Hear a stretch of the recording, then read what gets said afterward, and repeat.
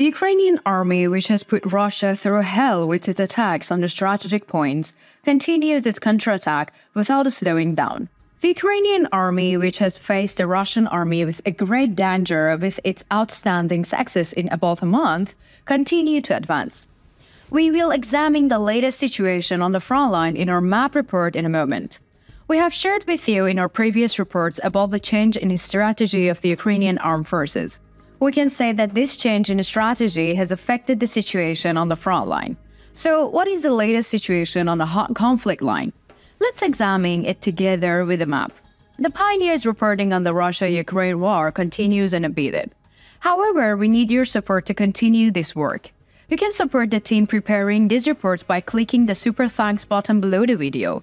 And don't forget to subscribe to our channel and turn on notifications so that you don't miss the latest updates. The Pioneer Reports. As you may recall, in the last few reports, we've been focusing a lot of attention on the Crimean Peninsula. The Crimean Peninsula is always a region to watch out for, because both Ukraine and the Russian Federation care about this region. The staff headquarters of both countries are shaping their war plans based on the future of the Crimean Peninsula.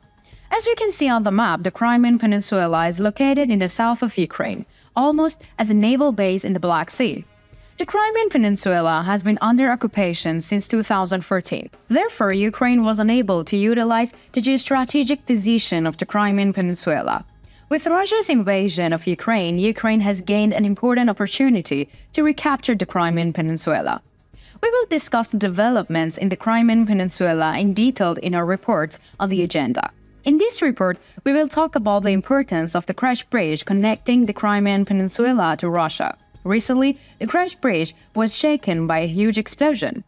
As you can see on the map, the Kerch Bridge is the only highway linking the Crimean Peninsula with the mainland Russia. The Russian Federation reinforces its occupation forces in the region with shipments through the Kerch Bridge. As you can see on the map, the bridge starts from the Crimean Peninsula and continues to the Krasnodar Oblast of Russia. With the explosions on the bridge in the past few days, the Russian army faced a great threat again. As you can see on the map, the Kerch Bridge is about 16 kilometers long.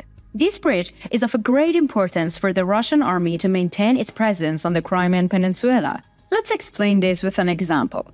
Let's assume that the Tagamrog region on the northern coast of the Sea of Azov is the beginning of the highway line. The distance from here to Crimea is about 350 kilometers as the crow flies. Therefore, it is very difficult for the Russian army to fortify its troops on the Crimean Peninsula by road. However, the existence of the Kerch Bridge eliminates this challenge for Russia. This is the reason why the recent explosions on the bridge caused a great panic in Russia. The Ukrainian army had previously struck the bridge and caused a prolonged suspension of traffic on the bridge. During this period, Ukrainian troops carried out successful operations in many locations on the Crimean Peninsula, especially in Sevastopol. Let us conclude the developments on the Crimean Peninsula here.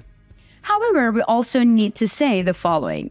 The Crimean Peninsula will experience even more eventful moments in the coming days. Even the slightest developments here will shape the fate of the ongoing war between Russia and Ukraine. Let's continue with our general map report. Let's start with the latest situation on the Zaporizhia front line. The Ukrainian army's operations on the Zaporizhia front line continue unabated. Let's take a look at Stromayorsky. If you remember, the region was recently taken under control by the Ukrainian army. The clashes between the Ukrainian Armed Forces personnel and the Russian Armed Forces personnel in the region continue. According to the latest information from local sources, the positions of the Ukrainian Armed Forces in the region remains intact. After the Ukrainian army gained control in the region, Russian troops attacked several times to clear the positions. However, the Ukrainian defense managed to repel these attacks of the Russian troops. When we look at the latest situation in the direction of Robotin, we see that there is no significant change on the front line. According to the latest information from our sources in the region, the Ukrainian Armed Forces continue their offensive operations against Russian positions in the area. However, no success have been achieved so far. Looking at the situation in Oberheldar, we see that in some places the Ukrainian army has managed to recapture lost positions. For example, in Priodny, the Ukrainian army managed to repel the Russian assault detachments. Ukrainian personnel then advanced to lost positions and cleared many of these positions from the Russian army. Ukrainian artillery units operating in the same area also supported Ukrainian infantry units. In addition, artillery units continued their frontline operations in the region. According to the latest reports made public by local sources, Ukrainian artillery units targeted several Russian bases in Mariupol. While Russian authorities prefer to remain silent on the latest situation in Mariupol, many sources in the region have confirmed the Ukrainian artillery operations. Local residents of the region also mentioned the Ukrainian artillery attacks under social media posts.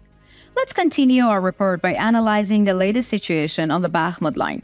The fighting on Bakhmut flanks continues unabated. The situation still seems to be stable in the area, where the two armies are having their fierce clashes. In our previous report, we have already mentioned a few points in the Kurdamuivka direction that the Ukrainian troops captured in recent days.